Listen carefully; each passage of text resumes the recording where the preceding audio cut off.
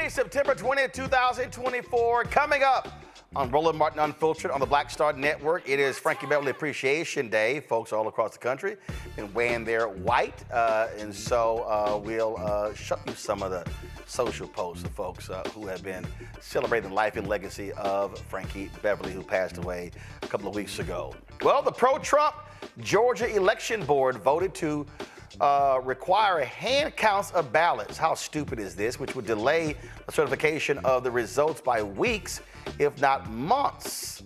Yep, we'll talk about what they're trying to do to steal the election in Georgia. But the Georgia Attorney General has already said this is probably illegal.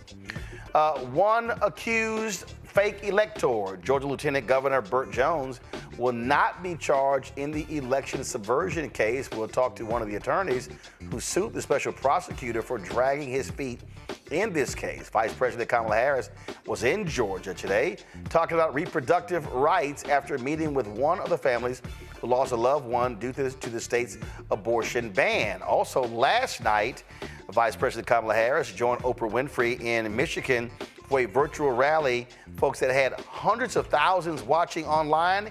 They raised $100 million in 24 hours.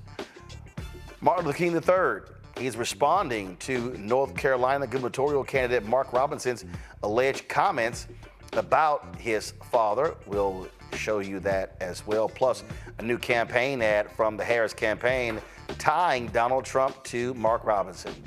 Folks, that and more right here. It's time to bring the funk on Roland Martin Unfiltered. On the Black Star Network, let's go. He's got it. Whatever the biz, he's on it. Whatever it is, he's got the scoop, the fact, the find. And when it breaks, he's right on time and it's rolling. Best believe he's knowing. Putting it down from sports to news to politics. With entertainment just for kicks, he's rolling.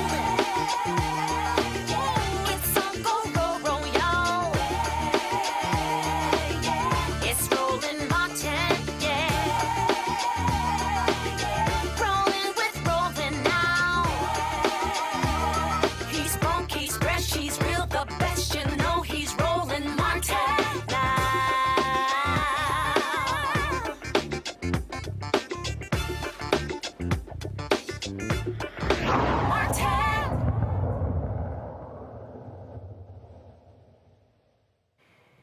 Hey folks, Vice President Kamala Harris was in Georgia today.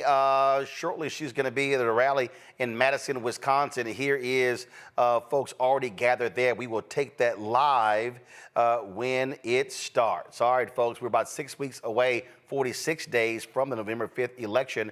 Early voting began today in Minnesota and Virginia. Massive lines in Virginia. In fact, some counties, they broke their first day early voting record by 1 p.m.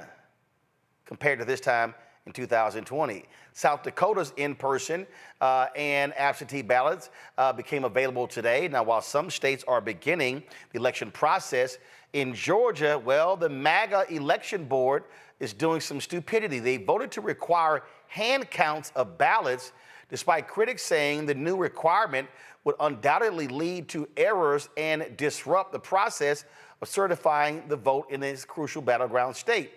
The vote was 3-2, with the three Trump MAGA folks supporting the move and a Democratic and independent GOP appointed board member strongly opposing it. The two who voted against the measure called it an added step that could delay the presidential election results in the battleground state. Now, folks, it's just absolutely crazy. John Furvier, who's the chairman appointed by Governor Brian Kemp on January 5th, 2024. You have Sarah Tridal Ghazal, a member appointed by the Democratic Party on June 1st, 2021. Janice Johnston, appointed by the Republican Party on March 2nd, 2022. Rick Jafar's member appointed by Georgia Senate on January 11th, 2024. Janelle King, of course, Black Republican, appointed by Georgia House Representatives on May 17th, 2024. She is a big-time MAGA person as well. And the crazy thing about this, folks, is that they literally could delay the results to the point where Georgia, their results wouldn't even count. I need you to understand what I just said. their results wouldn't even count. That's how crazy it is in this particular delay. Now, this is a letter that the Georgia Attorney General released. The office said last-minute changes proposed by a Georgia State Election Board are likely illegal and invalid. This right here is a letter from the Georgia Department of Law. It's from Elizabeth Young, Senior Assistant Attorney General. It says this memorandum is in response to the board's request for comments from our office regarding the proposed rules to be considered by the board at a September 20, 2024 meeting. As an initial matter, this office does not typically engage in a broad review of an agency's proposed rules to ensure the agency's proposed rules are consistent with law. As an administrative board with rulemaking authority, it is the board's obligation to formulate its proposed rules to be consistent with law and conducive to the fair, legal, and orderly conduct of primaries and elections. The board should evaluate the legality of any proposed rule prior to publication and voting. Should the board desire specific legal advice concerning any proposed rule or action, the board should seek such advice in writing addressed to this office. This office cannot search through email correspondence to which it is simply copied to determine whether or not the board has made a passing comment to seek legal advice on any particular topic. In addition, seeking unspecified comment on any proposed rule is unhelpful. In its request for legal advice, the board should specify the matter upon which it seeks legal advice and ask a specific question to be answered through the chair. This is the best manner in which to seek advice and allows this office to answer those questions on which the board needs advice and avoids any misinterpretation of the board's request and allows for an efficient and deliberate response. In the instant matter, in an effort to assist the board, we make this limited exception to our usual practice to offer the following expedited comments upon the rules proposed let me pull this up here. If I can, give me 1 second. I want to pull up the second page. Let me pull that. I think this is right here. Well, actually, this is the Georgia Association of Voter Registration Functions. So basically, the Georgia AG's office is saying, y'all, what are y'all doing? This is too close to the election. It's potentially illegal, but this is what you're doing, folks. Not only that, this is in Georgia. In Nebraska, Republicans there want to change their electoral college votes. Let me say it again. We're 4 to 6 days away because they have electoral college votes given out by congressional district. Well, typically, where Omaha is, Democrats typically win that congressional district. They're talking about changing that, which could totally upend the quest of Vice President Kamala Harris and Governor Tim Walz to get to 270 electoral college votes.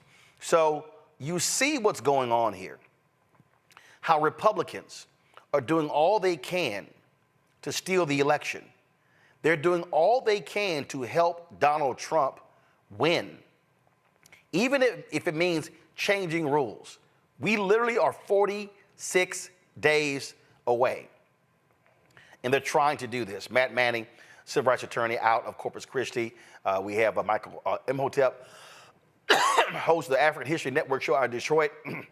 We're joined later by Kelly Bethel, communication strategist out of D.C. Matt, it's clear what they're doing. They want to try to use any mechanism they can to create a situation that favors Donald Trump, because in Georgia, they are still angry that Biden-Harris won in 2020, and Georgia has 2 Democrat U.S. senators. That's right. And it's kind of a little bit of foreshadowing, because I know we're going to talk about another story and probably in a little bit. But yeah, you're exactly right. When I read this, before your analysis and before I even read the story in preparation, I saw the headline and I'm like, this is, creating a problem to try to solve a non-existent problem. Going to hand counting when you're talking about millions of votes really, to me, seems to be just completely asinine. And I suspect what is happening on the ground is a lot of the rhetoric is rooted around trying to give people who might believe some of this BS that they're spewing, some reason to believe that now if it's going to be hand counted, then it can be trusted more. But when you're talking about this high a number of votes that will be cast, all you're doing is creating the environment wherein there's going to be those inconsistencies and irregularities, and then you'll be able to litigate it on the back end of your own having created the problem. So I think you're right. I think they're afraid of the way Georgia's going to go, and I think that they're going to do everything they can to try to stop, a fair election by creating these circumstances that make it look as though they're ensuring a fair election.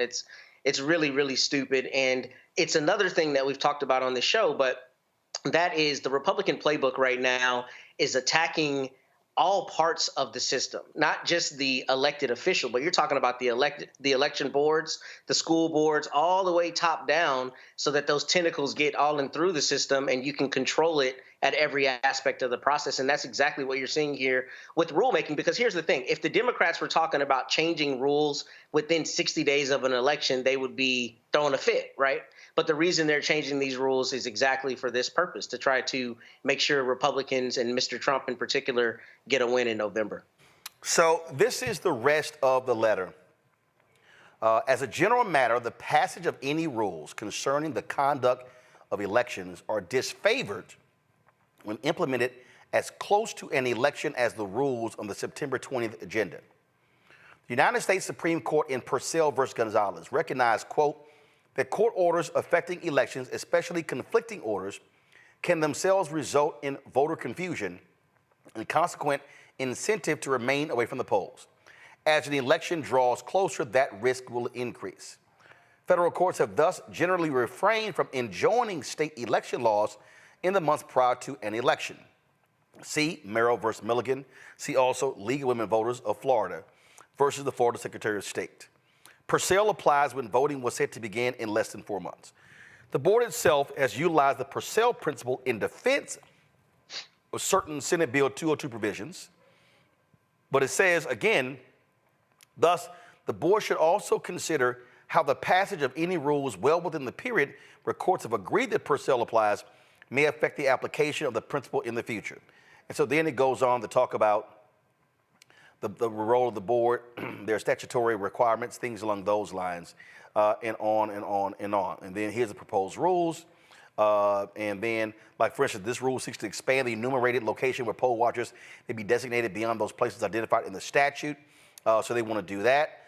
See what it says. The proposed rule goes beyond the statutorily designated list of places a superintendent may decide to place poll watchers and instead supplants the superintendent's discretion with the board's own. This, too, does not carry into effect a law already passed by the General Assembly, but rather expands upon the statute. The rule, if adopted, would then very likely be subject to legal challenge as invalid. And so they go on and on and on, Michael, explaining all of these different rules. And you see right here, this next rule, this promulgation of the rule would likely, very likely, go beyond the scope of the board's authority and be subject to challenge as invalid. Propose 4. If promulgated, it will similarly likely go beyond the scope of the statute and the board's authority. Propose 5. What does it say right there? Same thing in terms of what the results can be, and more than likely, it is going to be illegal. So what you have here are MAGA Republicans on this board who want to do all they can to help Donald Trump. Here you have the Attorney General's office going, y'all can try that. Probably going to be invalid, invalid, invalid, invalid, but they don't care. Yeah, Roland, they don't care. This is designed to sow more confusion, to delay the the final count in Georgia, to give Donald Trump more time after the election takes place to spread lies and say the election in Georgia was stolen, and to cause more fear on the ground. He'll probably incite some of these MAGA supporters to go protest outside the hall where the votes are taking place. We know that also there have been proposed changes in expanding access for partisan poll watchers. We know that rallying Republican poll watchers is one of the tactics that's involved in some type of voter suppression, where you have people watching the people taking the count. So these are all out of the right-wing Republican playbook. Two critical things that's important for people to understand. You are correct that Republicans are still pissed off that Joe Biden and Kamala Harris won Georgia by 11,779 votes in 2020, but also they're pissed that Senator Raphael Warnock defeated Kelly Loeffler. And it's important for people to really understand the Georgia statewide election law, which was championed by Warnock and not just Warnock and Ossoff. You have two Democratic U.S. senators. No, I understand that. But what Denmark Groover did in 1963 is why you have the statewide election law, and it was specifically designed to keep African Americans from having statewide elected power.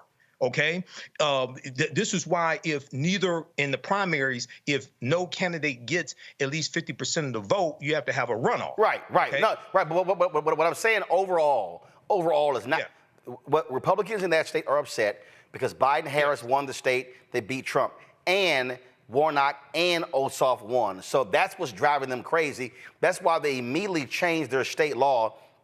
After the 2020 election, they changed the runoff rules as well. In fact, in 2022, the deadline to register, because remember in 2020, once the general election was over, you could still register for the runoff. Because I remember, so the deadline to register was like a month before the runoff. The runoff was in January 2020, January 5th, 2021. The deadline was a month before. They then changed the rules. So the deadline for the runoff election actually took place before the general election even took place because they were angry with the surge of people who registered for the runoff in 2020 who didn't vote in the general election. And so that's what you've got going on with, I understand. And so these Republicans are just beside themselves, and they have been tweaking the law, changing the law to do everything they can to steal the election. And Steve Bannon said it. He made clear what they were going to do to prepare for 2024 because they did not want a repeat of 2020. I totally understand that, Roland, but there's another layer to this. There's another context to this. That January 5th special election that you just mentioned was the day before the January 6, 2021 insurrection. Yeah, I know. Okay, that law, people researched this law from 1963. Denmark Groover was a segregationist Southern Democrat who was in the state legislature. He championed this law that was specifically designed to keep somebody like Senator Raphael Warnock from winning a statewide election. Yeah. Okay. So that's another layer of the level of passivity that these white supremacists have. Yeah. And then when Donald Trump said, he talked about we have to watch, like for this election cycle, he's saying we have to watch Detroit, where I live, Atlanta, Milwaukee, okay, Philadelphia. That's the same thing he said in 2020, targeting areas that have high African-American populations. Yeah. So there's a whole racial layer to this. Oh, of course. Well, of course there's a whole racial layer. I mean, absolutely. But the point here, if you go beyond Georgia, Matt, we're talking about Georgia. We're talking Nebraska. We're talking so many other places. They are trying their best because they have the power to do so to change laws even late in this game in order to ease the path for Donald Trump to win.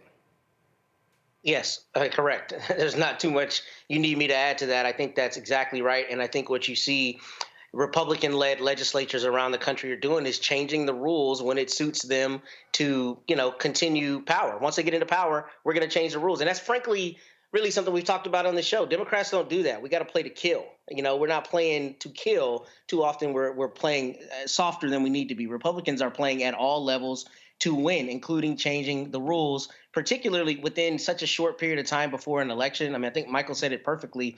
This is not only to confuse people, and this is to obviously implement their playbook, but I mean, the idea that within 60 days of an election, you're changing the rules for how it's going to be tabulated is crazy. Especially to a means that is less reliable than the means you already have. So that is intended solely to grind things down to a halt and to have the the creation of a question about the validity of the results, so you can say Mr. Trump won legitimately this time without people getting indicted behind it. Hold tight 1 second. We come back. We'll talk more about what's going on in this election. As I said, Vice President Kamala Harris, she is going to be holding a rally in Madison, Wisconsin, and so we'll go to that live when it starts. We'll talk about last night's virtual town hall that took place all across the country as well. So lots to discuss. Also, the Teamsters President Emeritus is blasting Teamsters President Sean O'Brien for their failure to endorse Vice President Kamala Harris. We'll read that statement for you, folks. And so a whole lot we got to break down. You're watching Roland Martin Unfiltered on the Black Star Network. He told us who he was. Should abortion be punished? There has to be some form of punishment. Then he showed us. For 54 years, they were trying to get Roe v. Wade terminated, and I did it, and I'm proud to have done it. Now Donald Trump wants to go further with plans to restrict birth control, ban abortion nationwide, even monitor women's pregnancies. We know who Donald Trump is. He'll take control. We'll pay the price. I'm Kamala Harris, and I approve this message. In 2016, Donald Trump said he would choose only the best people to work in his White House. Now those people have a warning for America. Trump is not fit to be president again. Here's his vice president. Anyone who puts himself over the Constitution should never be president of the United States. It should come as no surprise that I will not be endorsing Donald Trump this year. His defense secretary. Do you think Trump can be trusted with the nation's secrets ever again? No. I mean, it's just irresponsible action that places our service members at risk, places our nation's security at risk. His national security advisor. Donald Trump will cause a lot of damage. The only thing he cares about is Donald Trump. And the nation's highest-ranking military officer. We don't take an oath to a king or a queen or to a tyrant or a dictator. And we don't take an oath to a wannabe dictator. Take it from the people who knew him best. Donald Trump is a danger to our troops and our democracy. We can't let him lead our country again. I'm Kamala Harris, and I approve this message. IVF is a miracle for us because it allowed us to have our family. After having my daughter, I wanted more children, but my embryo transfer was canceled 8 days before the procedure. Donald Trump overturning Roe v. Wade stopped us from growing the family that we wanted. I don't want politicians telling me how or when I can have a baby. We need a president that will protect our rights, and that's Kamala Harris. I'm Kamala Harris, and I approve this message. Here's a 78-year-old billionaire who has not stopped whining about his problems. Oh, she had a big crowd. Oh, the crowd. This weird obsession with crowd sizes. It just goes on and on and on.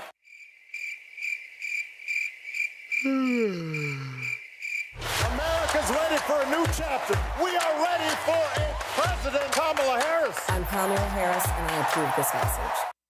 The overturning of Roe almost killed me. I had a blood clot in my uterus that caused my labor to have to be induced because of the overturn of Roe v. Wade. I wasn't able to get life-saving treatment sooner. I almost died.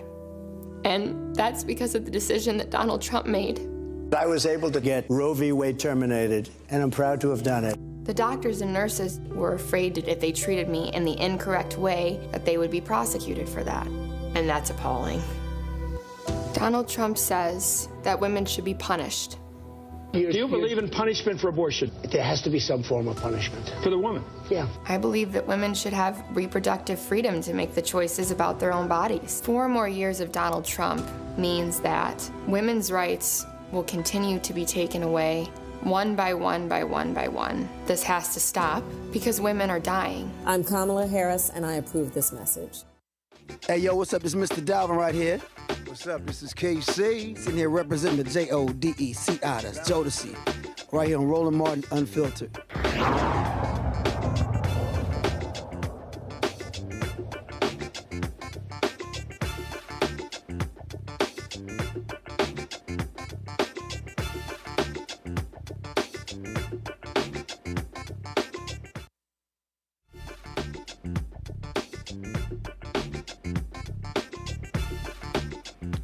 Well, some of the fake electors in Georgia are going to be facing prosecution, except one, Lieutenant Governor Burt Jones. Prosecuting attorney, County Executive Director Pete Scanalakis, who appointed himself the special prosecutor, decided Jones wouldn't be charged in the Trump election subversion case. We told you in May how some black attorneys filed a lawsuit against Scanalakis to force him to perform a non-discretionary duty. Attorney Wayne Kendall joins us from Fayetteville, Georgia, to discuss the decision not to charge Jones. Attorney Kendall, glad to have you here. So,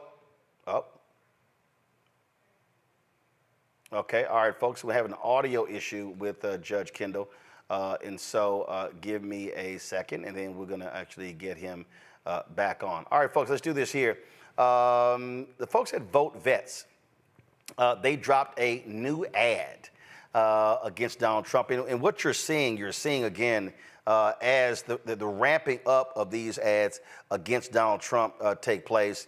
Go ahead. Y'all have the Vote Vet ad, folks? Okay, let's go ahead and roll it. Here's the fact. Robinson's Trump's guy. He's been an unbelievable Lieutenant Governor Mark Robinson. Robinson writing, quote, "I am a black Nazi." Mark Robinson, he's out there, he's fighting. He's a great one. He's a good man. Robinson defended slavery, writing, quote, "Slavery is not that bad. I wish they would bring slavery back. I would certainly own a few." One of the strongest and bravest new voices in the Republican Party. He's been a great supporter of mine, and I'm a great supporter of his. Your incredible Lieutenant Governor Mark Robinson.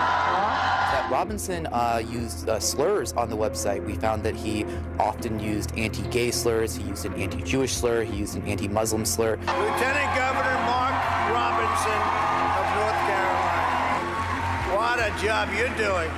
He enjoys, quote, watching transgender porn, saying, quote, "That's effing hot. It takes the man out while leaving the man in," and then adding, quote, "I'm a perv too."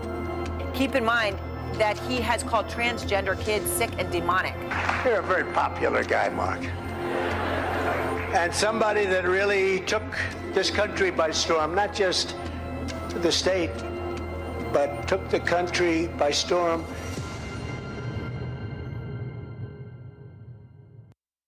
Now, Republicans against Donald Trump, they also have dropped their ad. Watch this. Backed candidate for governor in North Carolina, Mark Robinson, has made dozens of disturbing and damning comments on a porn website. Here's the fact. Robinson's Trump's guy. He's been an unbelievable Lieutenant Governor Mark Robinson. All right, guys, so we have, so that was the Republican voters against Donald Trump. They have been, of course, very highly critical of him. Now, the Kamala Harris campaign, they also, after all of the drama yesterday with Mark Robinson, they were very quick to go hard against Mark Robinson, against Donald Trump. And so you see them hitting hard as well. Folks, what you're seeing is you're seeing the Harris campaign not play games at all in terms of going after Donald Trump, tying him to Mark Robinson. Here is the Kamala Harris campaign ad right here. And he's been an unbelievable Lieutenant Governor Mark Robinson. For me, there is no compromise on abortion. I think you're better than Martin Luther King. We could pass a bill saying you can't have an abortion in North Carolina for any reason. Abortion in this country, it's about killing a child because you aren't responsible enough to keep your skirt down. I've been with him a lot. I've gotten to know him, and he's outstanding. Donald Trump and Mark Robinson. They're both wrong for North Carolina. I'm Kamala Harris, and I approve this. Well, you see how they are not playing games as well. And so it's a very tight race there in North Carolina, and the polls show it. I told you about Vote Vets. This is the Vote Vets ad. Kamala Harris. Man, when Donald Trump runs scared, he really overdoes it. This time, his loyal henchmen in Congress, trying to stop veterans from being able to register to vote at the VA, using congressional subpoenas to attack the VA, for helping veterans participate in the very democracy they put their lives on the line to defend. You can't make this stuff up. The draft dodger, making it harder for those who served to vote. Maybe he realizes that insulting us as suckers and losers, disparaging those who bear the wounds, refusing to salute the fallen, and trampling the graves of heroes for a TikTok photo op isn't the best way to win our support. Maybe he knows deep in his dark heart that we'll do again this November what we did in 2020. Beat Trump like a drum. Michael, what you have there, you have Republicans against Trump. You got veterans as well. And North Carolina is shaping up to be a battleground state. Joe Biden lost North Carolina by 2.5 points in 2020. Then Senator Barack Obama won North Carolina in 2008, 14,100 votes, lost it in 2012. The Harris-Walz campaign is a serious shot at winning that. As one of the reasons why she's been in North Carolina several times. Walz was just in North Carolina this week as well. They see North Carolina as possibly falling to them, especially with Mark Robinson imploding in his gubernatorial race against Josh Stein. Absolutely, and yesterday was the deadline for Lieutenant Governor Mark Robinson to drop out of the race, and many soldiers said that he was going to stay in, and he's defiant, and that's good for many soldier.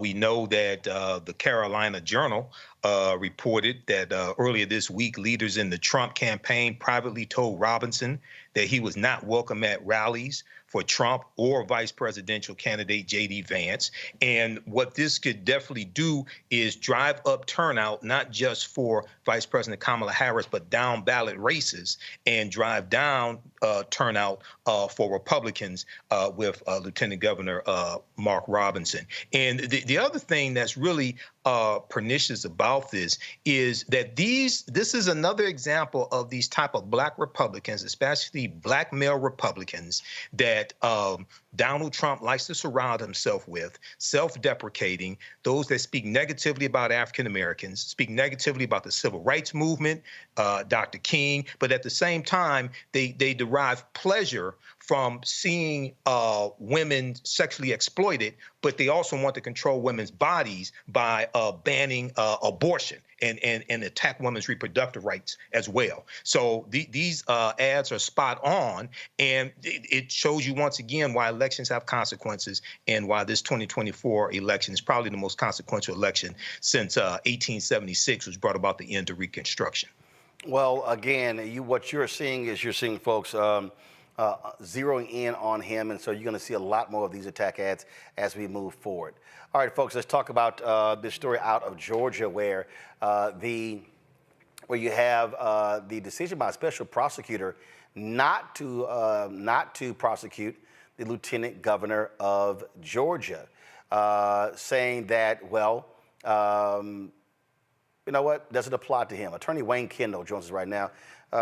Attorney Kendall, glad to have you here. So they're letting a lieutenant governor off the hook in Georgia, huh?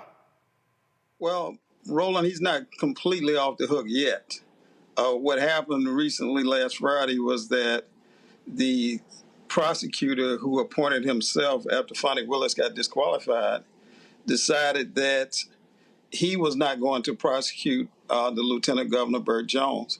But we have a case in court that's still pending that says that he is disqualified from even making that decision because he has a conflict of interest, actual financial conflict of interest involving the fact that the lieutenant governor, as the president of the Georgia Senate, is the only person that can move a bill to the floor of the Senate to pass the budget for his agency, which includes his salary. So he is directly financially dependent upon the lieutenant governor to approve his budget every year, and we're saying that that disqualifies him from being the prosecutor or investigating the lieutenant governor, because the lieutenant governor is, in essence, his paymaster. So how many other folks, I mean, is the special prosecutor, how many folks has he indicted? Well, Pete Scandalakis is the person we're talking about. Pete has a history of non-prosecutions of governmental officials who get in trouble. He was the special prosecutor on the Rayshard Brooks case. If you remember that case was where this individual was asleep in a car in a drive-through, and he was awakened by the police. He got in a scuffle with the police, grabbed one of the policeman's taser. He was running away and got shot in the back. There's other cases. There's at least 3 or 4 other cases in Georgia where this particular prosecutor has non-prosecuted people who have shot other folks. For example, there was a sheriff's deputy that shot an individual in the courthouse because he wouldn't stop using his laptop in the courtroom. There was a scuffle in the hallway of the courthouse, and the deputy shot the individual. He was indicted. The sheriff deputy was indicted, and Pete Scandalakis dismissed the case. There are other cases similarly. So we knew that when he got appointed, or he appointed himself, that it was unlikely that he would indict the lieutenant governor because of the financial conflicts of interest. And he didn't have to appoint himself. He could have appointed probably over 1,000 other people. The statute allows him to appoint retired judges, retired prosecutors, federal and state. He could have appointed any number of private attorneys. But he didn't appoint anyone until after we sued him. And at that point, he appointed himself. And prior to him appointing himself, after he had been sitting on the case for 17, 18 months, we sent him an open records request and said, hey, tell us who all you have contacted. What lawyers, judges, retired, active have you contacted to take on this case? And this is 18 months after he was appointed to appoint someone after Fonnie Willis got disqualified. And he responded to our request to say that he had no written records whatsoever of actually attempting to contact any prosecutors to prosecute this case. And then one district attorney over in Augusta volunteered to take the case, but he wouldn't hire him either. So it was a pure and simple whitewash situation, but it's not over yet. So what's next? Well, what's next is that we're waiting on the judge in this case to determine whether or not he should be disqualified. And we had a hearing to determine a motion to dismiss our case last Monday, a week ago, this past Monday.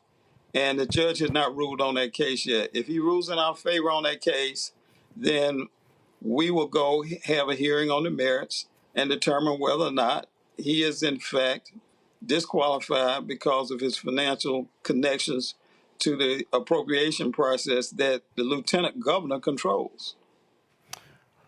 All right. Well, let us know how the legal battle continues. We appreciate it. We will do. Thank you for having me. All right. Thanks a bunch. All right, folks. Got to go to break. We come back. We'll talk about last night's huge virtual rally led by Oprah Winfrey for Vice President Kamala Harris. We'll talk about how much money they raised, and I'll also show you some of what took place last night. Folks, you're watching Roland Martin Unfiltered on the Black Star Network. Support the work that we do. Now, let me explain this here, y'all. So here's what's going on with Cash App. Nope, we can't show those. Here's what's going on with Cash App. So Cash App has changed their rules. And so if you have a certain type of corporation, you can't use Cash App. So we are an S Corp, all right? My accountant said this is really the best thing for us. Well, here's the problem. Cash App is no longer allowing S Corps to be able to utilize Cash App. So they're closing all of our Cash App accounts.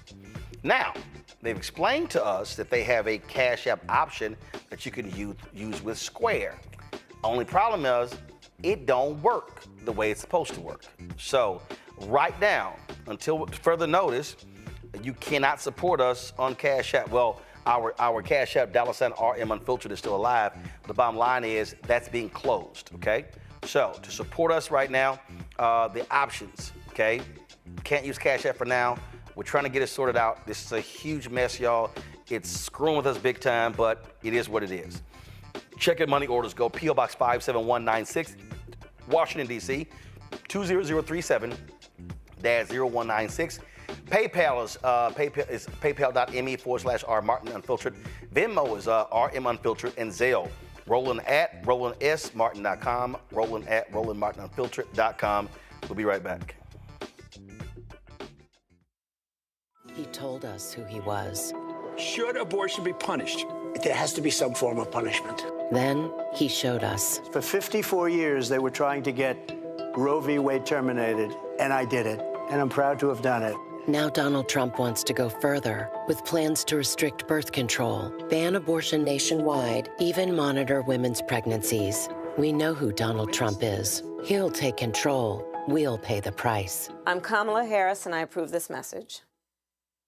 In 2016, Donald Trump said he would choose only the best people to work in his White House. Now those people have a warning for America. Trump is not fit to be president again.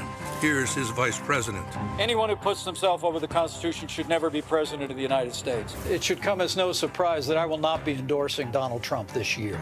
His defense secretary. Do you think Trump can be trusted with the nation's secrets ever again? No. I mean, it's just irresponsible action that places our service members at risk, places our nation's security at risk. His national security advisor. Donald Trump will cause a lot of damage. The only thing he cares about is Donald Trump. And the nation's highest-ranking military officer. We don't take an oath to a king or a queen or to a tyrant or a dictator. And we don't take an oath to a wannabe dictator. Take it from the people who knew him best. Donald Trump is a danger to our troops and our democracy. We can't let him lead our country again. I'm Kamala Harris, and I approve this message. IVF is a miracle for us because it allowed us to have our family. After having my daughter, I wanted more children, but my embryo transfer was canceled 8 days before the procedure. Donald Trump overturning Roe v. Wade stopped us from growing the family that we wanted. I don't want politicians telling me how or when I can have a baby. We need a president that will protect our rights, and that's Kamala Harris. I'm Kamala Harris, and I approve this message. Here's a 78-year-old billionaire who has not stopped whining about his problems. Oh, she had a big crowd. Oh, the crowd. This weird obsession with crowd sizes. It just goes on and on and on.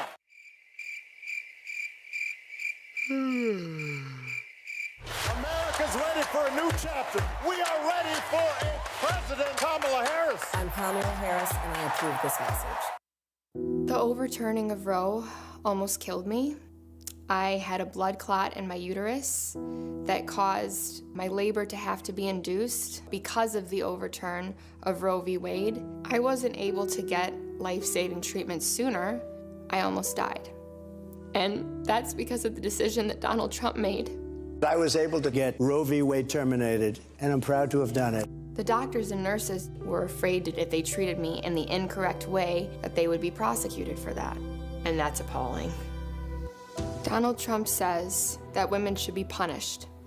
Do you believe in punishment for abortion? There has to be some form of punishment. For the woman? Yeah. I believe that women should have reproductive freedom to make the choices about their own bodies. 4 more years of Donald Trump means that women's rights will continue to be taken away one by one by one by one. This has to stop because women are dying. I'm Kamala Harris, and I approve this message. This is Reggie Rock-Byford. You're watching Roland Martin, unfiltered, uncut, unplugged, and undamn believable. You hear me?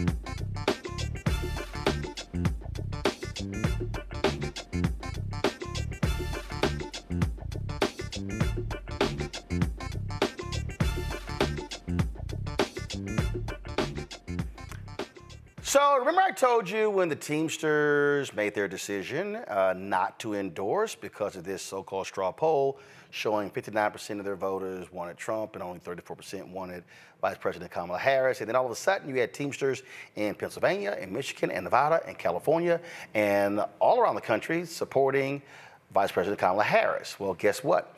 The Teamsters General President Emeritus, Jim Hoffa, released his own statement, and he is not happy. Quote, this week, the International Brotherhood of Teamsters Union made a choice to not endorse a candidate in the presidential race between Vice President Kamala Harris and former President Donald Trump. This is a critical error and, frankly, a failure of leadership by Sean O'Brien. This election is too important for our union to not do its duty. We must take a stand for working Americans. There's only one candidate in this race that has supported working families and unions throughout their career, and that is Vice President Kamala Harris. Kamala Harris has demonstrated an unwavering dedication to the principles that matter most to working families. Her advocacy for fair wages, workplace safety, and comprehensive labor reforms aligns with the core values of the labor movement. In my 23 years as General President of the Teamsters Union, I oversaw the endorsement process through 6 presidential races. In every case, we supported the candidate that demonstrated a proven track record of fighting for working Americans and unions. One of the greatest assets our union brings in the political arena is our ability to mobilize our membership and put boots on the ground to support pro-labor candidates. By the IBT choosing to not endorse Harris-Walz, the invaluable impact those grassroots efforts represent will be absent in critical battleground states. The simple fact is that by not endorsing the Harris-Walz ticket, the clear and correct choice for labor and working families, Sean O'Brien has undermined their campaign. With 48 days left until the election, the Teamsters Union had a chance to have a positive effect on the outcome of this election. Every major union has endorsed the Harris-Walz ticket. But instead of standing in solidarity with all of labor and helping Harris-Walz get over the finish line, the IBT has chosen to take a seat on the sidelines. And folks, that is a powerful letter. Now keep in mind, the Teamsters, they had endorsed President Barack Obama.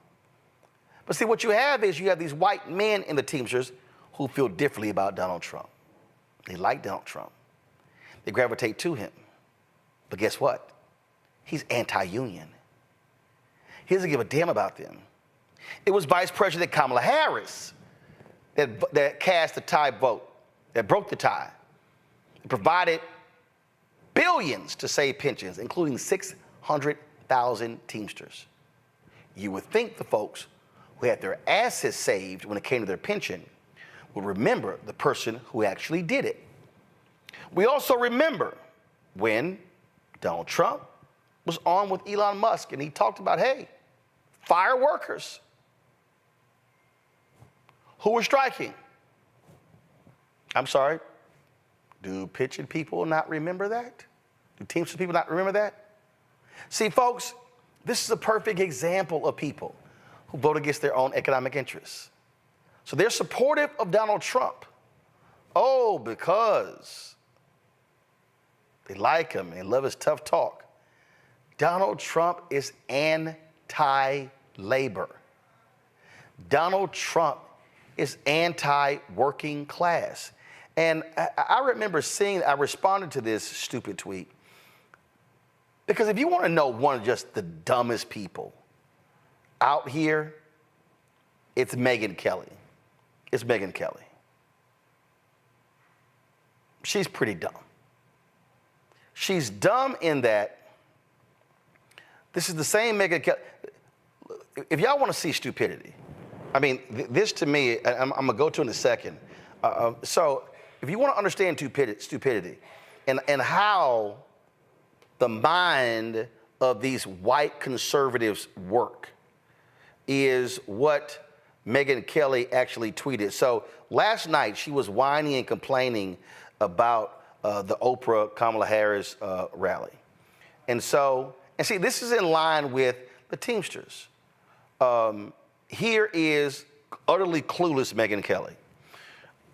amazed. They think this Oprah thing is going to appeal to independents. A bunch of super rich Hollywood celebs endorsing Harris, absolutely none of whom understands anything about the working class's suffering. emceed by one of the richest women on earth whose act has grown very stale. I'm sorry, is this the same woman who got a $69 million buyout from NBC because her show sucked and they fired her? $20 million from Fox? Interesting that you want to talk about somebody being rich. Megyn Kelly, you don't know jack about the working class. You prove that every single day. Donald Trump despises unions. Donald Trump has stiffed small business owners, people who did the work at his casinos, but he said, I don't have to pay y'all. And then told them, fine, sue me. Then sued them back.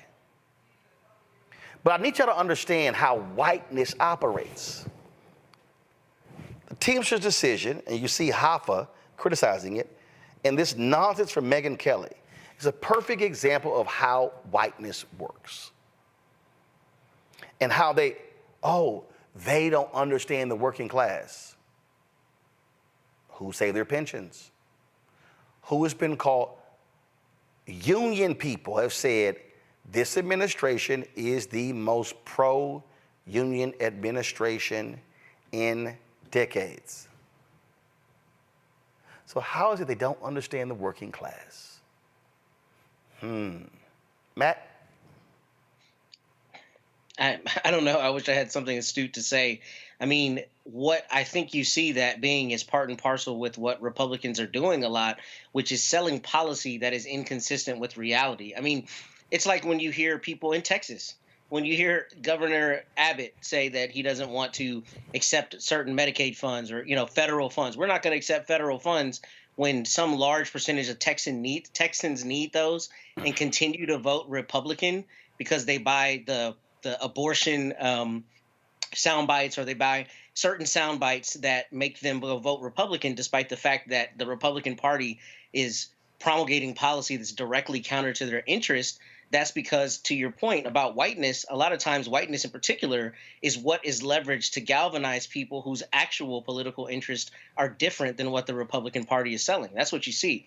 So, that's one thing you hear often when I feel like, frankly, it's conservative white people who feel like they don't have anything else to attack a person for. Then they try to flip it on its head and make them some kind of, oligarch. And there's a good argument that a lot of our government is oligarchy rather than democracy anyway. But it's just kind of the pot calling the kettle black, especially when you're already rich. So this is all rhetoric and this is sound bites. And these kinds of things are used to galvanize a base of people, unfortunately, who are not discerning enough to realize that the policies that this party is promulgating are not policies that benefit them. And it's laughable, Michael. It's laughable as you listen to these folks complain about, not understanding working class people. They do. They understand them. But the right-wingers, they have lied to people and convinced them that, no, we have your best interest at heart. No, you have the best interest. You're the best interest of the bosses. You're the best interest of the companies. That's who you have. That's what you're talking about. In fact, this is one of the workers speaking right now in Madison, Wisconsin, at the Vice President Kamala Harris rally. Let's go live there. Kamala Harris to be our next president of the United States.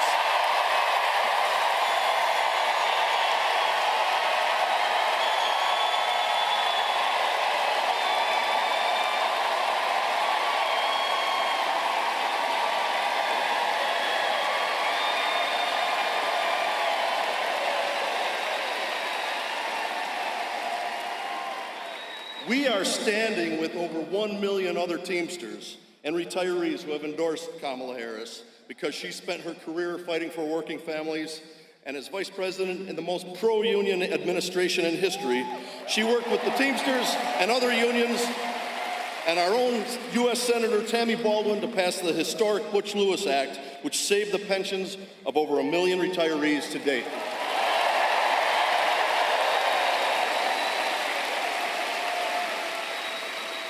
Vice President Harris has created millions of good-paying jobs through the administration's historic investments in infrastructure and bringing manufacturing back to the United States, and she knows there's more work to do. That's why, as our next president, Kamala Harris will work with Congress to pass the PRO Act, protecting workers and ending some of the most egregious union.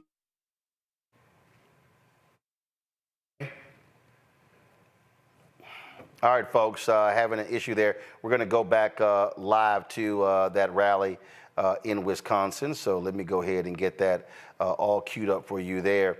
And you see what the campaign is doing. They're very quickly pivoting to these workers, showing you exactly, showing you what they're doing. Okay, let's actually go.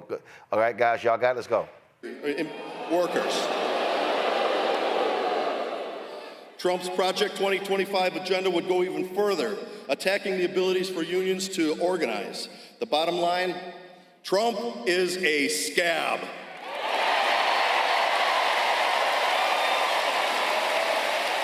That's right. That's why this November, the Teamsters here in Wisconsin will work hard, hand in hand with millions of union workers across the country to defeat Donald Trump and send Vice President Harris and Governor Walz to the White House.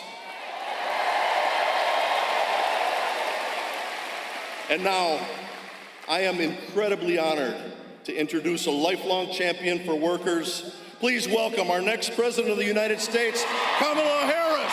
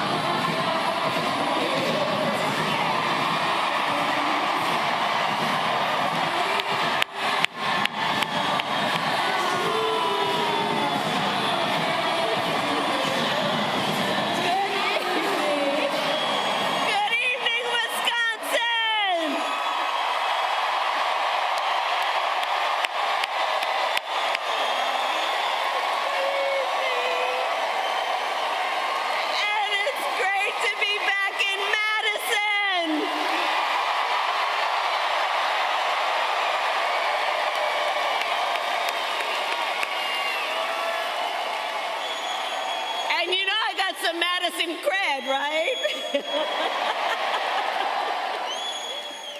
Oh, thank you all. It really is great to be back. Thank you all for being here. Thank you, everybody. Thank you. Thank you.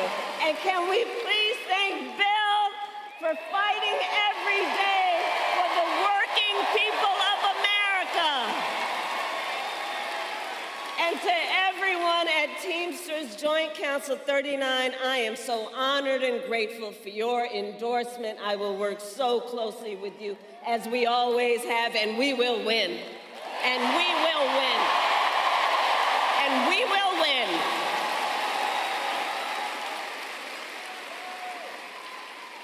And it's so great to be with all of the leaders who are here. This is an auditorium full of leaders, including our dear friend and your governor, Tony Evers.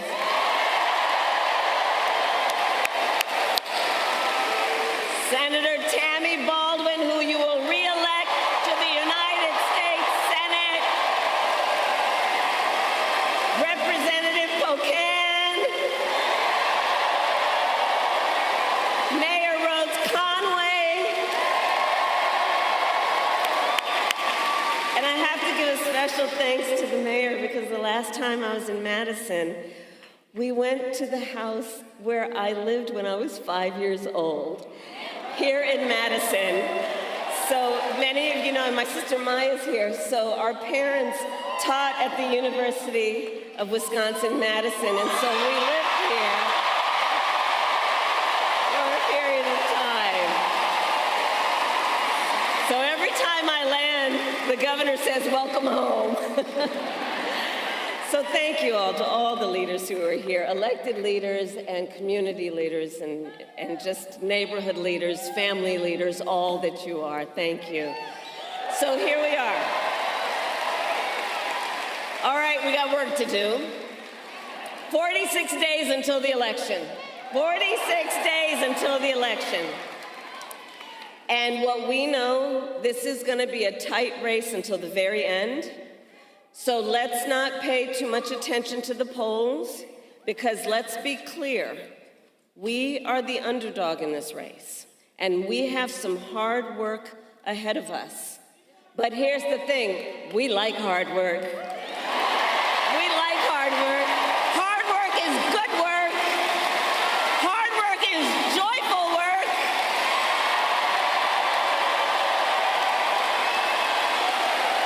And with your help in November, we will win. We will win. So, some of you might have seen the debate last week that I had with Donald Trump. It was fun. And I talked about issues that matter to families across America, like bringing down the cost of living, investing in America's small businesses, protecting reproductive freedom,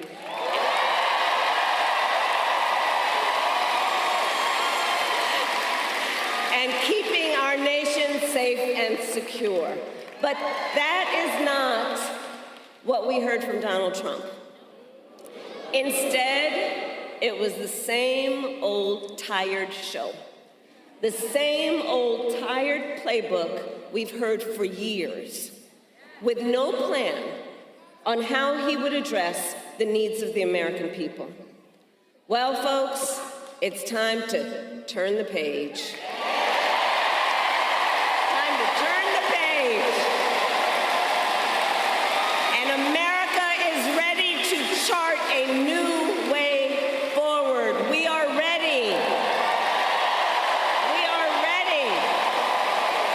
We are ready for a new generation of leadership that is optimistic about what we can do together.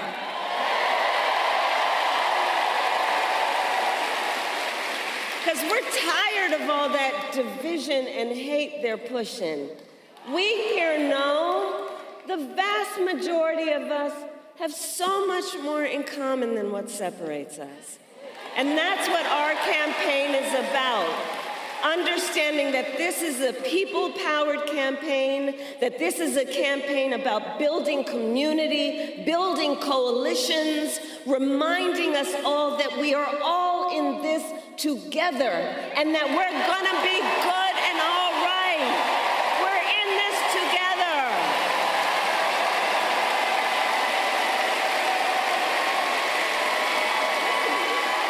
Which is why Democrats, Republicans, and independents are supporting our campaign, because they want a president, we want a president who works for all the American people, and I promise you that is the kind of president I will be. I promise that.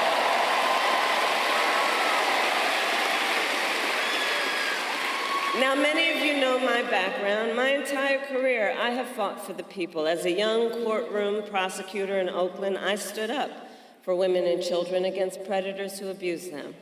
As Attorney General of California, I took on the big banks and delivered $20 billion for middle-class families who faced foreclosure because of predatory lending practices.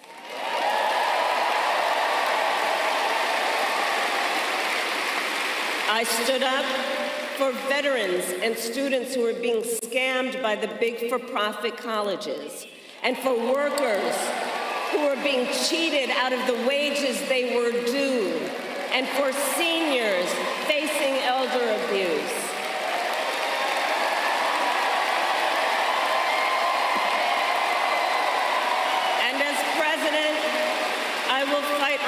behalf of all communities and all Americans, and together we will build a brighter future for our nation.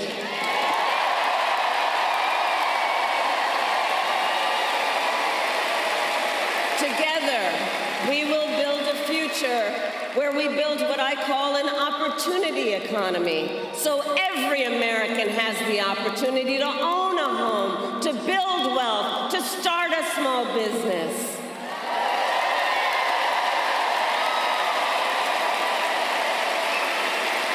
And I'll tell you, I love our small businesses. For the small business leaders who are here, can you raise your hand? Our small business leaders are extraordinary.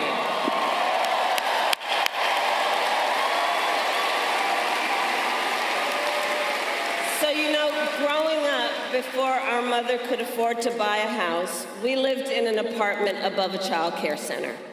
It was owned by a woman by the name of Mrs. Shelton, and she helped raise my sister Maya and me, because my mother worked long days and sometimes on weekends. We called Miss Shelton our second mother, and she was a small business owner. So from childhood, I have known the character and work ethic of our small business owners. And I know small business owners are the backbone of America's economy.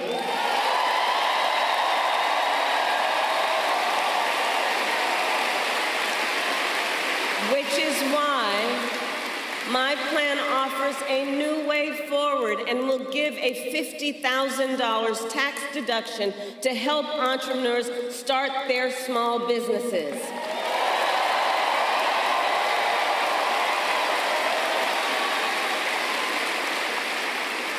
I also know we need to build more housing in America. You know, my mother saved up for years, and when I was a teenager, she was finally able to buy her first home. I know what that dream is like. I know what it is like for people to work hard and to save up and have a dream that is about the dignity of their work and an investment in their future, the future of their family, an investment in the pride they so rightly deserve because of their hard work.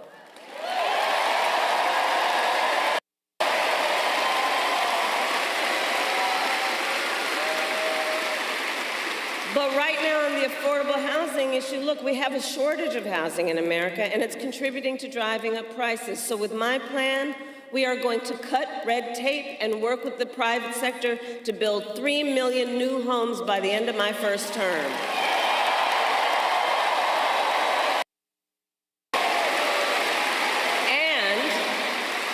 And provide first-time home buyers with $25,000 in down payment assistance so they can just get their foot in the door.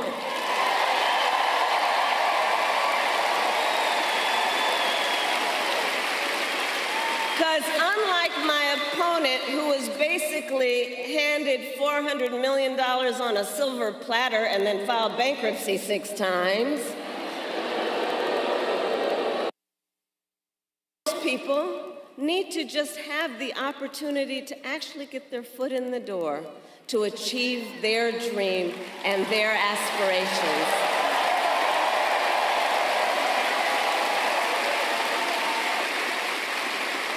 We also need to lower the cost of living, because while our economy is doing well by many measures, prices for everyday necessities like groceries are still too high.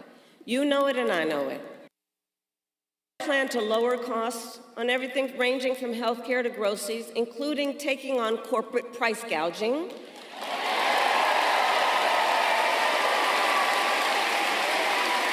And my plan includes giving a tax cut to 100 million Americans, including $6,000, by expanding the child tax credit for the first year of a child's life to help young and new parents buy a car seat, a crib, baby clothes, in that most significant phase of their development.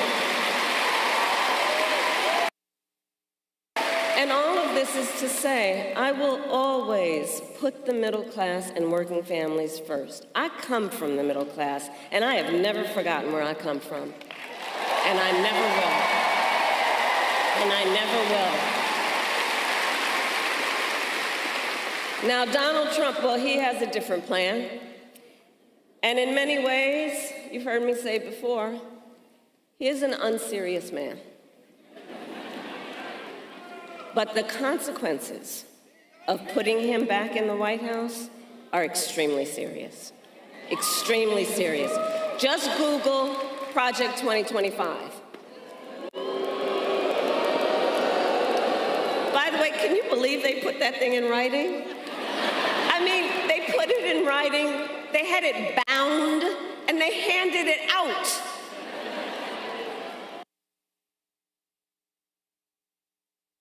It bound.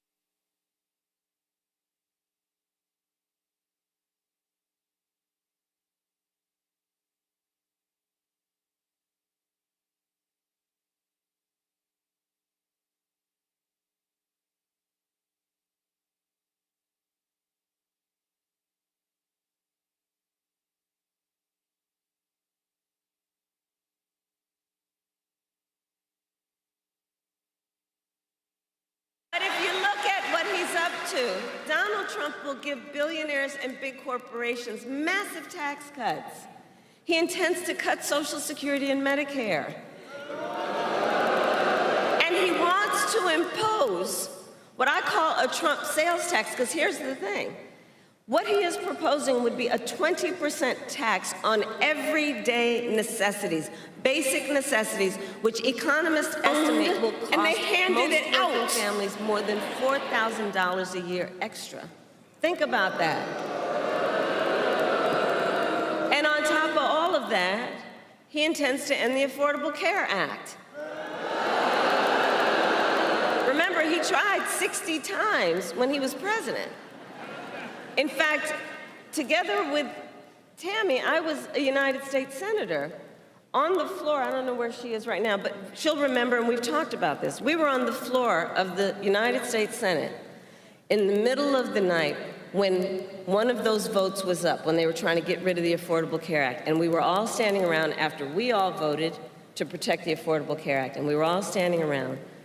And then the big wooden doors to the Senate well opened. And in walked the late, great John McCain. Remember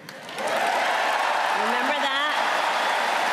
And he said, no, you don't. He said, no, you don't. Remember that?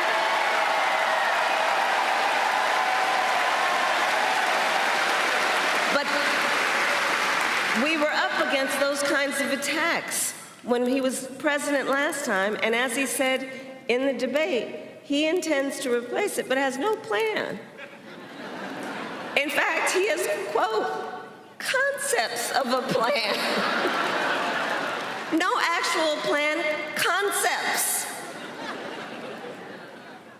So, aside from that being laughable, it's very serious, because he's basically saying he would threaten the health insurance of 45 million people in our country based on a concept. And take us back. Remember those days when insurance companies could deny people with pre-existing conditions? Remember what that was like? Well, brother, we are not going back. We are not going back. We are not going back. We will not go back.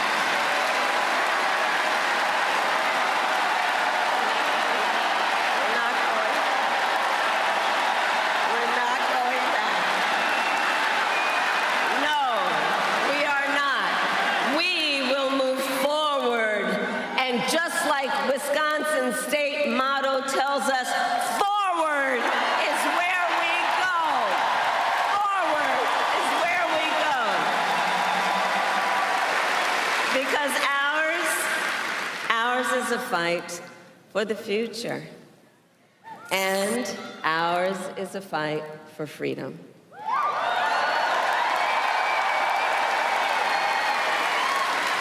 Like the fundamental freedom of a woman to make decisions about her own body and not have her government telling her what to do.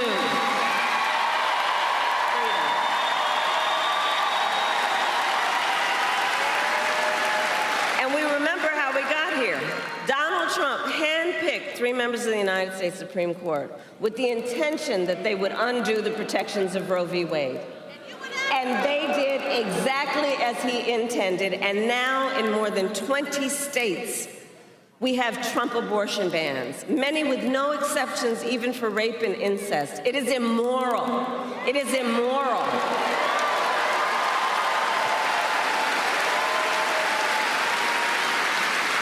And let us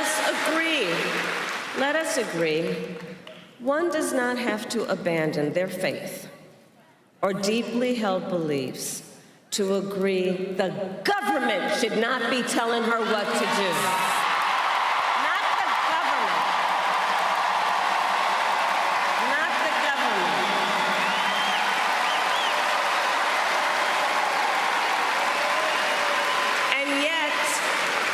And yet, in our debate, Donald Trump said that everyone wanted to overturn Roe. I have talked with folks who are here. I have talked with women around our country and the people who love them. Women are being denied care during miscarriages. Some only being treated once they develop sepsis. They didn't want this. And we know that women have died because of Trump abortion bans. I was with a mother and the 2 sisters of a woman who died because of Trump abortion bans just last night. You know, and her mother said the worst thing among the pain that she is experiencing is when she heard and reflects on what she was told, that it was preventable. Preventable. And you know, when that decision came down just over 2 years ago, we predicted this would happen. And it's preventable.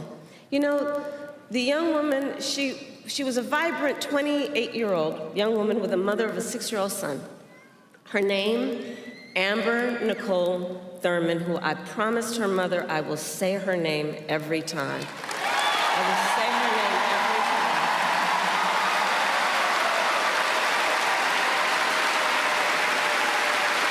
And so Amber was a medical assistant.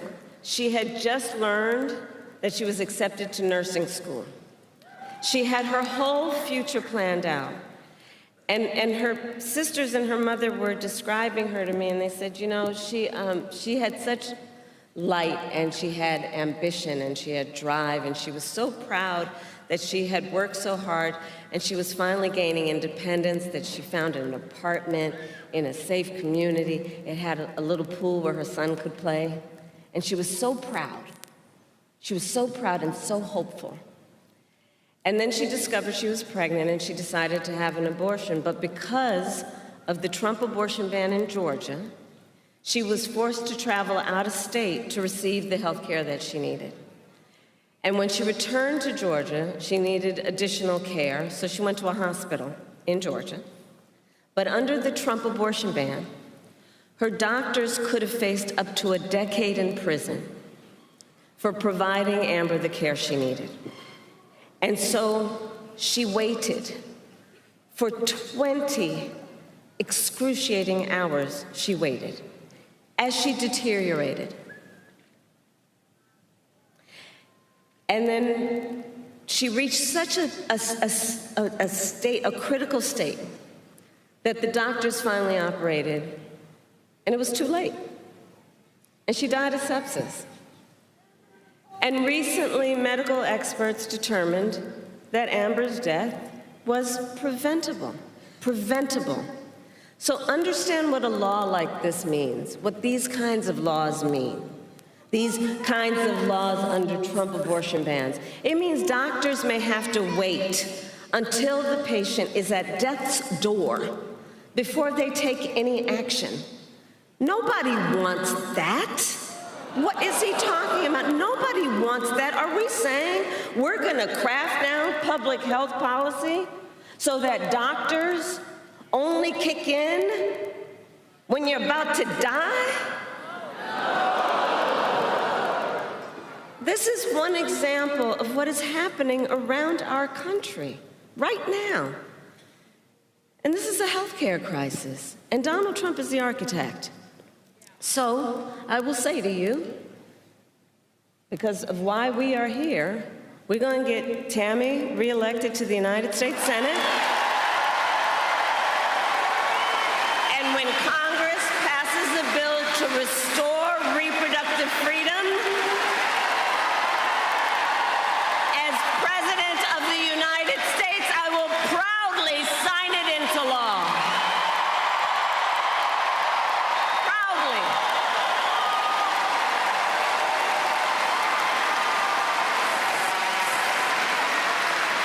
And across our nation, we are witnessing a full-on assault on other hard-fought, hard-won fundamental rights and freedoms, like the freedom to vote, the freedom to be safe from gun violence, the freedom to join a union, the freedom to love who you love openly and with pride.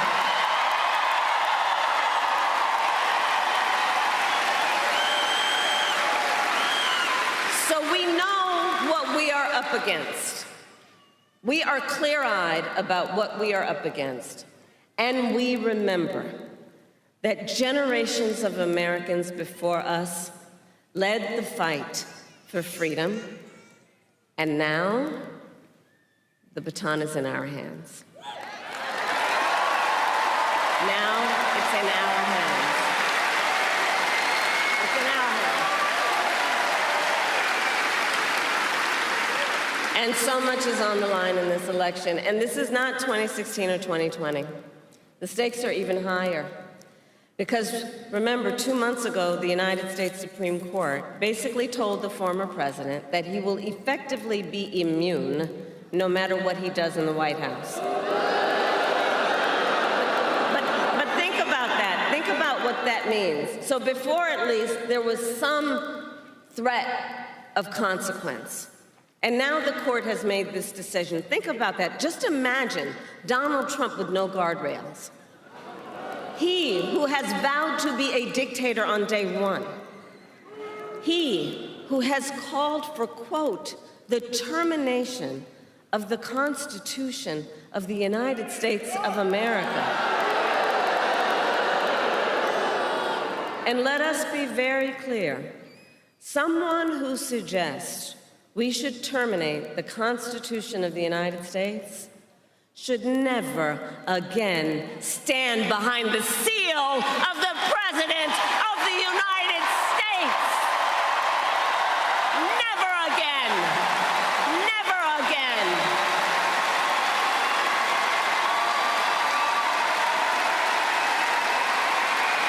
Never again.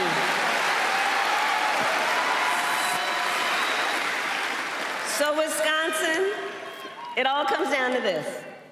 We are here together because we love our country. We love our country. And we understand the awesome responsibility that comes with the greatest privilege on earth, the privilege and pride of being an American. The privilege and pride of being an American. And I do believe that it is one of the highest forms of patriotism to fight for the ideals of our country and to fight to realize the promise of America.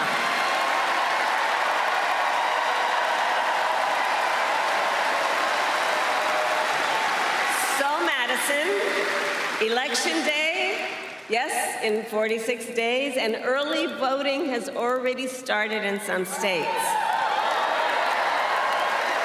Early voting in Wisconsin starts in just 32 days. And in fact, many of you may have already received your mail-in ballots. Check this out. In-person early voting begins in Virginia and Minnesota today. Today. And don't we love Tim Walz?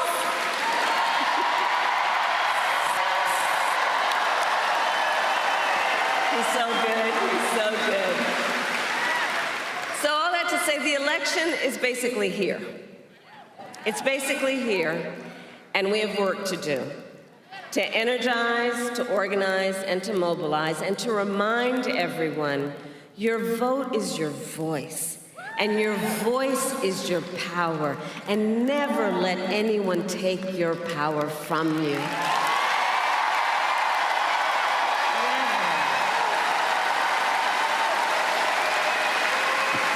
So, Madison, today I ask you, are you ready to make your voices heard?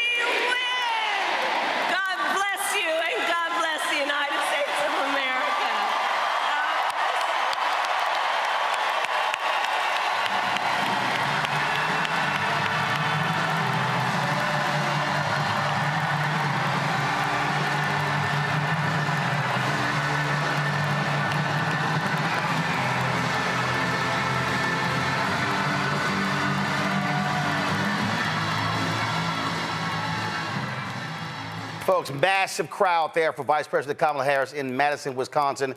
Wisconsin is a critical state. When you look at polling data right now, it shows that she's up anywhere from 1 to 2 points there in Wisconsin.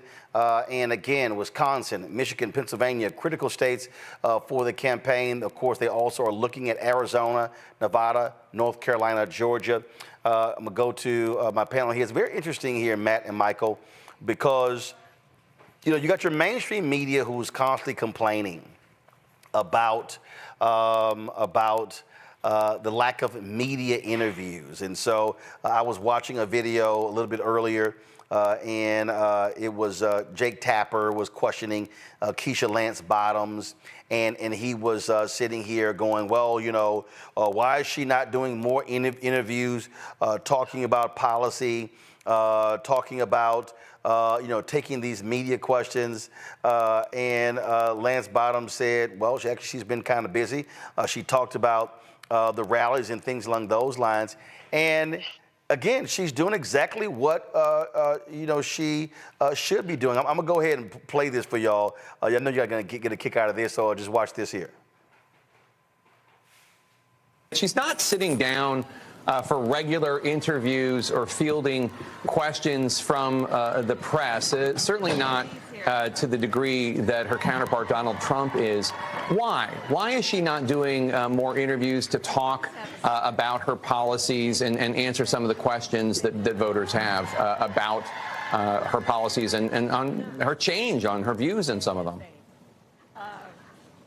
Well, Jake, she's done interviews, and I know that we would love, or you would love, to see her sit down every single day with CNN and do interviews, but she's a very busy person. Now, she's a very busy person, but here's the whole deal. She's been doing interviews, Michael. She's been talking Latino media, Ricky Smiley, talking to local anchors there in Pennsylvania.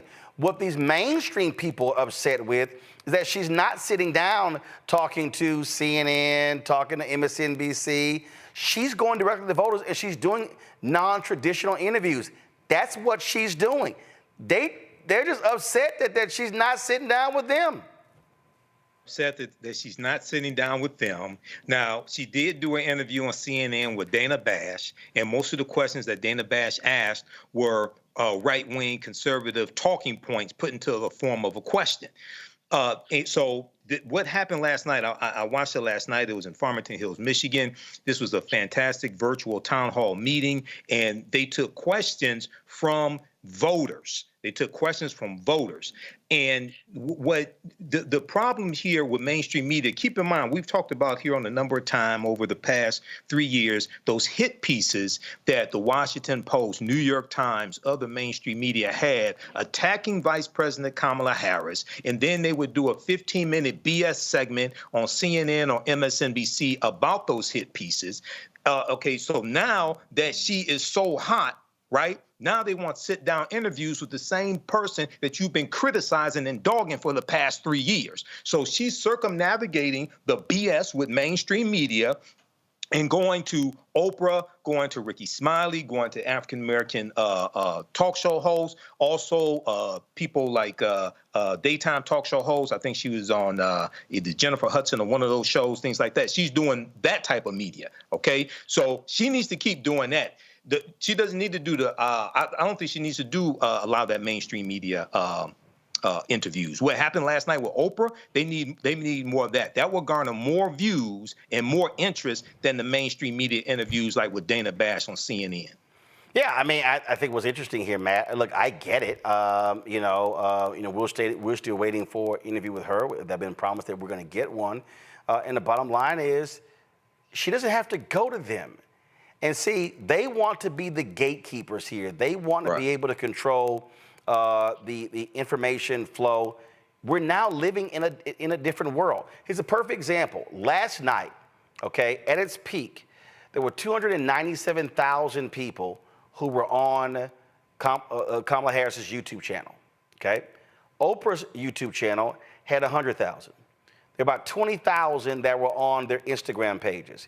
We had 10,000 watching on our page. Now, Facebook, I think Twitter had about 200-some-odd thousand. Facebook suppresses video content, news content, and definitely black news content. Oprah has 21 million followers on her Facebook page. There were only 1,700 people watching live on Facebook. Vice President Kamala Harris, her page, I think about 5.4 million, I think. They had about 4,700 people who were watching. We have 1.3 million on Facebook, only 230 watching. So Facebook is purposely suppressing content. The reality is they can go directly to the people. They don't have to sit down and talk to mainstream media. And the New York Times is still pissed they haven't gotten a one-on-one interview with President Joe Biden during his presidency. And so their deal is, you keep crapping on us, we ain't got to talk to you. Yeah, I mean, I often agree with Michael on this show, but I think he hit the nail on the head in talking about, the reticence I would have if I were on her team and if I were her to do mainstream media interviews after you've been, doing everything you can to knock me down since I've been the vice president, right? So it's a supply and demand thing. The demand is overwhelmingly high. Everybody wants to hear from you, so you control who you talk to. And not only do you control who you talk to, you control how you talk to them, the narrative, right? The stump speech and the points that you're delivering every time that you speak. So, if she had an issue getting coverage to voters, then it would make sense for her to go on mainstream media and capitulate to Jake Tapper and whomever else thinks they get to control how her campaign gets its narrative out. But she didn't have to do that because the entire world wants to hear from her right now, so she can control who she talks to. And especially at this point when you have, as her own campaign manager has termed it, a quote, margin of error race, I think they have to be strategic in what they say, when they say it, and how they say it, especially because Mr. Walz, to much of his credit, has unfortunately had to put his foot in his mouth many times over the years. And I think they're trying to control any potential damage that could come from situations where they're not completely in control. So I don't think they have any duty to do that, nor do I think they have a need, because the demand is so high, they control the supply. Not only that, when your strategy is working, it's working. Last night, go ahead and play the video. This was last night. Thousands, again, hundreds of thousands were watching. Go ahead and roll it. Go ahead and roll it, guys. So they had about 400 audience members last night. You had about 1,000 people on video monitors. And again, you had hundreds of thousands of watching. If I go to YouTube right now and I click live to see how many people last night, when I click, let me see, hold up, let me go right over here. Give me 1 second. If I click live, last night's event, they restreamed it, but you see right here, 1.5 million. Guys, go to my iPad. You see right here, 1.5 million views that's just on her page. I checked Oprah's page. I think it was 351,000. So right there, you almost at 2 million. Just for the point here, for the people who are at home watching, let me show y'all this here. Y'all gonna get a kick out. Y'all gonna get a kick out of this. 1 second. So let me just go here. I'm gonna pull this up. because most of y'all don't pay any attention to this. Well, I do. And let's see here, right there, boom. Ratings, Friday. So here's a perfect event. These are the Friday ratings. I want everybody to understand something here. These are this is Friday's ratings. I go to my iPad. In the 4 o'clock hour, you had in the 25-50. This is the 25. You know what? I'm going to do total. That's 25-54. Okay. So Neil Cavuto 1.44 million. Jake Tapper 708,000. Nicole Wallace 1.7 million. Then when you go to the 5 p.m. hour, the 5 on Fox had 3.2 million. Will Blitzer had 764,000. Nicole Wallace, they didn't have her ratings. 6 p.m., Brett Baer, 2.3 million. Wolf Blitzer, 750,000. Ari Melber, 1.86 million. Laura Ingraham at 7 o'clock, 2 million. Aaron Burnett, 781,000. Joanne Reed, 1.4 million. Jesse Waters, 2.8 million at 8 o'clock. Anderson Cooper, 854,000. Chris Hayes, 1.5. Guess what, y'all? Oprah Winfrey and Kamala Harris's YouTube channel combined was also 2 million. In order to get 2 million, go back to my iPad. In order for CNN to get 2 million, you got to watch Jake Tapper's show, Will Blitzer's show, and Aaron Burnett's show. Guess what? They don't need to go on CNN. CNN gives them nothing. CNN's ratings are in the trash. Why go on? Your ratings suck. So it's a smart strategy. No, the ratings suck. Right. The numbers, I need everybody, these are the numbers, y'all. These are the Nielsen ratings right here. Go back. These are the numbers. This is the total audience right here. So I'm sorry, Jake and the folks at CNN, they don't have to talk to y'all because ain't nobody watching y'all. They can talk to more people online or in some podcast than who watch CNN. That's just a fact, Michael. Absolutely. The cheese has moved, so this is a new day. And, one of the things that just to take this back just a few months ago when all the frenzy was the interview that Shannon Sharp did with Cat Williams. What was so brilliant about that is that Shannon Sharp gets 50 million views on YouTube, or if I remember correctly, 50 million views on YouTube, and it impacted the conversation all throughout social media, and the interview did not appear in mainstream media. This is a new day when we have more control over content and reaching the end user, well, in fact, bypass mainstream media. Well, in fact, the interview did 75 million. Well, I know at one point, so, no, I'm just saying, I heard the announcement when it broke 50 million. Right, but I'm saying on the page right now, go to my iPad. Yes. It's right here. It did 75 million. And in fact, again, I'm just going to pull up, because I was looking at this the other day. So you take, to your point, so here's a perfect example. Shannon did an interview. He's done an interview with Ronnie Coleman. Mr. Olympia. Yeah, Mr. Olympia. Ronnie Coleman. Now her 16,000 views in 2 days. If you go to Marlon Wayans, now they got all these different clips, but the Marlon Wayans interview, 6.9 million. 6.9 million. Y'all, let me say this again. This is no lie. And again, I'm not trying to sit here. So the Marlon's Wayans interview has generated 6.9 million views in 2 weeks. Do y'all know how long it would literally take Jake Tapper's show about a real damn long time to get the 7 million views collected? Matt, numbers are numbers. If you're the head from a political standpoint, I'm not speaking from a media standpoint. From a political standpoint, if I'm them, I'm not changing my strategy at all. it's working. Yeah, and not only is it about ratings, because you're exactly right on the numbers, but it's about risk. Why would you change your strategy and then put yourself in a circumstance where you don't control 100% the narrative? And here's the thing, you know, back in the day before social media, the only channels by which you could get things out, at least on a mass scale, would be mainstream media. So if you refuse to talk to CBS or Cronkite, whoever 40 years ago, that could have a measurable effect on how much your message gets out.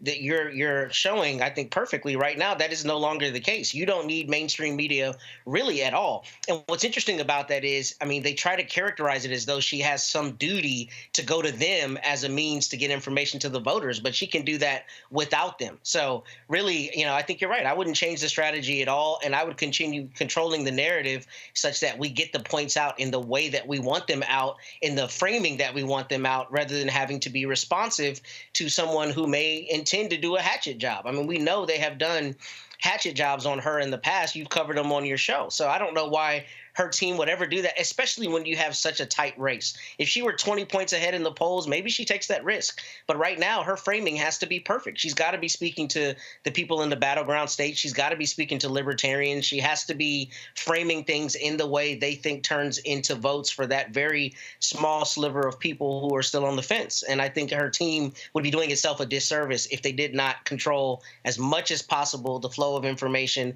and to whom they give that information. Also, Michael, I mean, let's be real clear. I think it's BS for media folks to keep saying, oh, we need to be talking to her about policy. She literally talks about policy in her speeches. She's laying out policy. She's unveiled proposals. So that's just crap. You said it best. The Dana Bash interview, most of it was, Trump says this, how do you respond?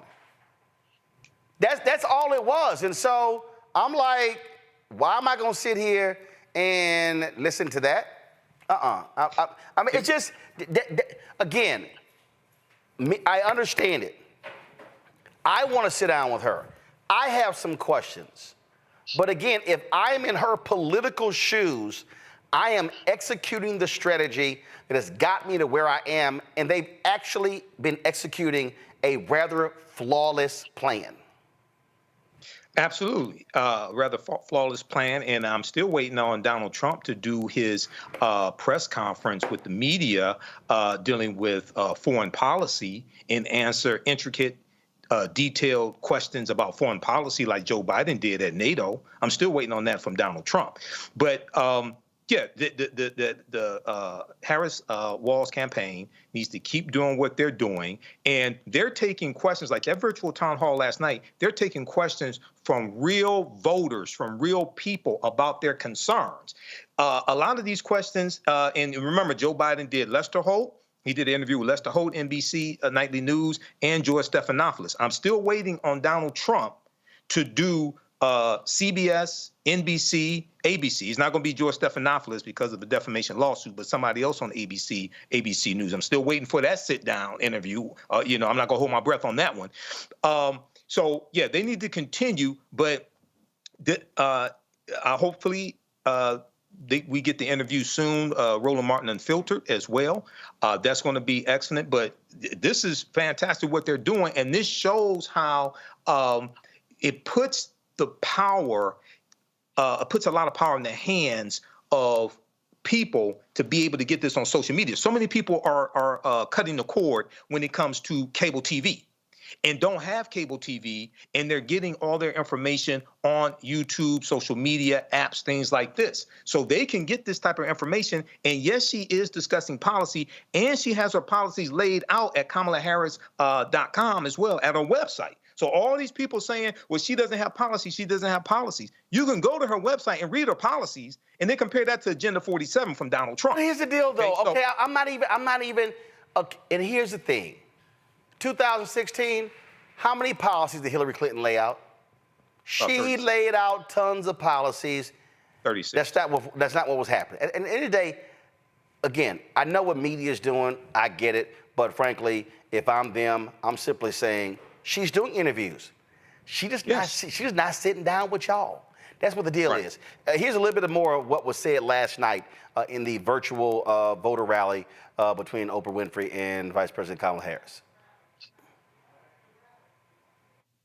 That's the rally, folks. I don't want the rally. I meant from last night. Mr. CJ and Andrika are here, and they wanted to be here tonight to speak out for the first time. Ms. Jeanette, what do you want us to know about Amber's story? Initially, I did not want the public to know my pain. I wanted to go through in silence, but I realized that it was selfish.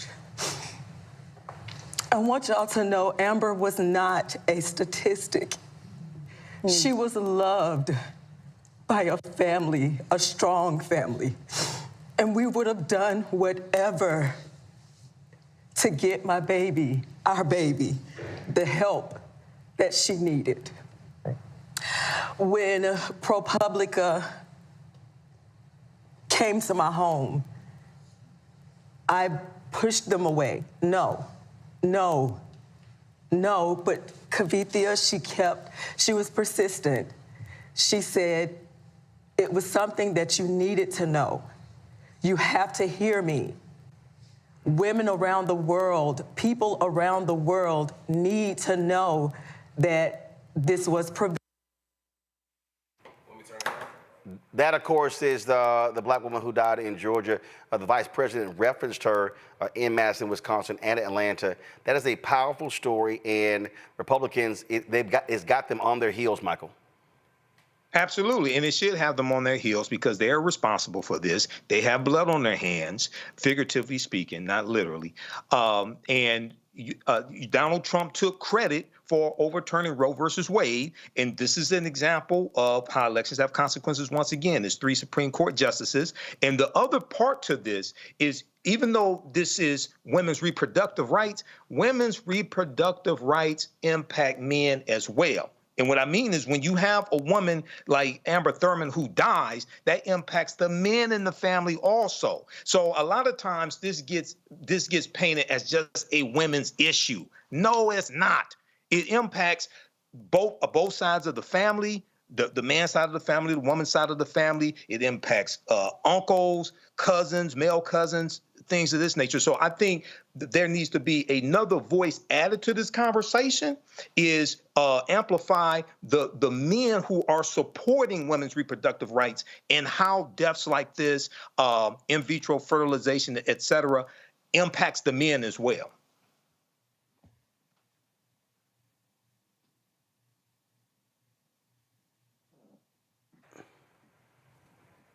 Matt, go ahead. I mean, I didn't get a chance to watch the segment. I've watched it as much as you've been playing it here today. And you know what I was thinking about earlier during the rally that I'm really interested in seeing if anybody's done any polling on is libertarians and their response in this election. And maybe you've seen it, maybe you have numbers on it, but it really struck me that the refrain she was using about freedom, especially in the context of reproductive freedom, seems to me to be something that would really resonate pretty strongly with anybody who is a libertarian who identifies that way or who is, I guess, freedom-minded beyond being a part of one of the 2 major parties, to the extent that, you know, that's the thing that has not made sense to me about this particular aspect of healthcare policy. I don't see how you can advocate for unbridled freedom, but then demand that the government controls people having freedom as it relates to their bodies, even if you don't agree with the decision to exercise the right to an abortion. I don't understand how you can be for freedom and against that being an option that people can take, even if you aren't one of those people. So I tell you that to say, I mean, I think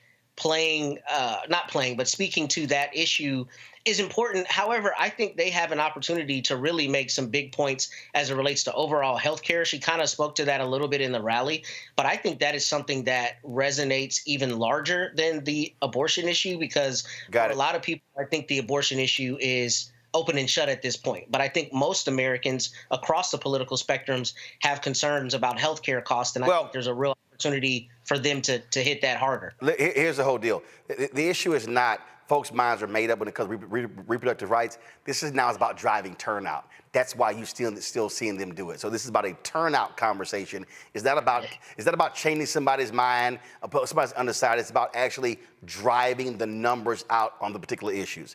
Matt, Michael, I appreciate it. Thank you so very much. Here's a 78-year-old billionaire who has not stopped whining about his problems. Oh, she had a big crowd. Oh, the crowd. This weird obsession with crowd sizes. It just goes on and on and on.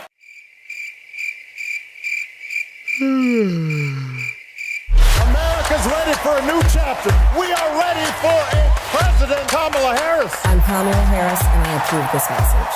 When you talk about blackness and what happens in black culture, we're about covering these things that matter to us, speaking to our issues and concerns. This is a genuine people-powered movement. There's a lot of stuff that we're not getting. You get it, and you spread the word. We wish to plead our own cause. Too long have others spoken for us. We cannot tell our own story if we can't pay for it. This is about covering us. Invest in black-owned media. Your dollars matter. We don't have to keep asking them to cover our stuff. So please support us in what we do, folks. We want to hit 2,000 people, $50 this month, raise $100,000. We're behind 100,000, so we want to hit that. Y'all money makes this possible. Checks and money orders go to P.O. Box 57196, Washington, D.C. 20037-0196. The Cash App is $RM Unfiltered. PayPal is R Martin Unfiltered. Venmo is RM Unfiltered. Zelle is Roland@RolandSMartin.com.